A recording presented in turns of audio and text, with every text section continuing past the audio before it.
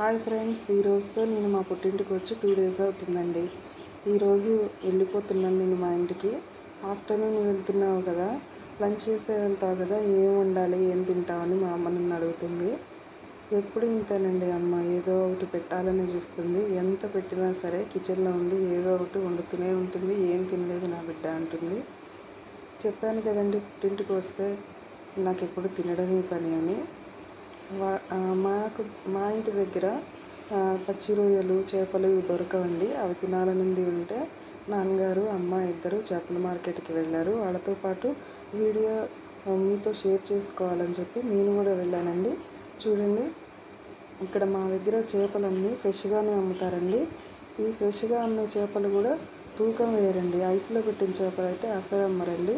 తూకం వేయకుండా 4 కేజీలు 5 కేజీలు ఉన్న చేప కూడా 200కి 300కి ఇచ్చేస్తారండి. చూడండి ఎంత తిన్నారు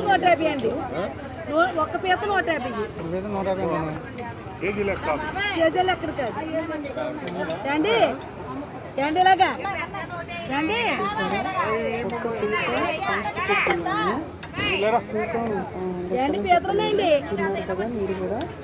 ఇక్కడ అన్నీ ఇలా కుప్పలు పోసి అమ్ముతారండి. లాస్ట్కి పచ్చి రొయ్యలు, పీతలు 2 తీసుకున్నామండి.